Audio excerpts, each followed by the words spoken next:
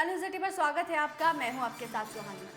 पूर्व पीएम चौधरी चरण सिंह के परिवार की बहू चारू चौधरी राजनीति में उतरने की तैयारी में है। वो पश्चिमी यूपी के ब्रज क्षेत्र से चुनाव लड़कर अपनी सियासी पारी का आगाज कर सकती है। पत्नी के लिए रालोद प्रमुख जयंत चौधरी ने सियासी मोहरे सेट करना भी शुरू कर दिया है। चर्चा है कि चारू मथुरा, फतेहपुर सीकरी और हाथरस में से किसी एक सीट से चुनाव लड़ सकती है। आखिर क्यों जयंत चौधरी की पत्नी को राजनीति में उतरना जो है वो क्यों चाहती है, इसकी वजह क्या है, चलिए एक एक कर आपको समझाते हैं। 24 का चुनाव रालोद के लिए बेहद अहम है। दरअसल लंबे वक्त से सत्ता से दूर रालोद के सामने अपना वजूद बचाने की चुनौती है। एक जमाने में रालोद किसान और जाटों की प्रमुख पार्टी थी। चौधरी चरण सिंह देश के प्रधानमंत्री बने, उनके बेटे अजीत सिंह भी अलग अलग सरकार में मंत्री रहे। चौधरी अजीत सिंह के देहात के बाद पार्टी की कमान जयंत चौधरी के हाथ में आई, मगर वो न तो राष्ट्रीय राजनीति और न ही प्रदेश की राजनीति में पार्टी को मजबूती से खड़ा कर पाए। अब 24 के चुनाव में जयंत चौधरी के लिए ये अहम है, क्योंकि जयंत चौधरी पश्चिमी यूपी की प्रदेश की 12 सीटों पर अपनी ताल ठोक रहे हैं और सूत्रों की माने तो जयंत इस बार हर हाल में ऐसे गठबंधन का हिस्सा बनना चाहते हैं जो उन्हें सत्ता के गलियारों तक पहुंचाए। दूसरा, महिला वोटर्स में सेंध लगाने की जो तैयारी है वो की जा रही है। राजनीति के जानकारों का कहना है कि इसके पीछे की वजह यह है कि 50% वोटर्स महिला वोटर्स हैं। सभी पार्टियां महिलाओं पर फोकस कर रही है। बीजेपी और सपा की बात करें तो बीजेपी महिलाओं को ट्रिपल तलाक, उज्ज्वल योजना, सखी योजना से अपने पाले में लाने की पुरजोर कोशिश करी है। वही सपा ने 24 के लिए आगे कर दिया है। ऐसे में जयंत की पार्टी में कोई बड़ा महिला चेहरा नहीं है, इसलिए महिला वोटर्स पर पकड़ बनाने के लिए जयंत अपनी पत्नी को आगे कर सकते हैं। सबसे पहले मथुरा सीट की बात करते हैं।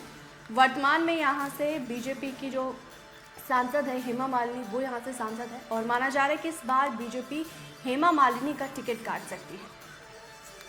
अगर एनडीए के साथ जयंत का तालमेल बैठता है तो ऐसे में जयंत महिला प्रत्याशी के रूप में अपनी पत्नी चारू चौधरी के लिए सीट मांग सकते हैं। 2009 में जयंत खुद मथुरा से सांसद रह चुके हैं। उस समय उन्हें 4.25 लाख से भी ज़्यादा वोट मिले थे। इसके अलावा वो मार्च से विधायक भी रह चुके हैं। मथुरा जाट बहुल्य सीट है और वहाँ जयंत की पकड़ भी है।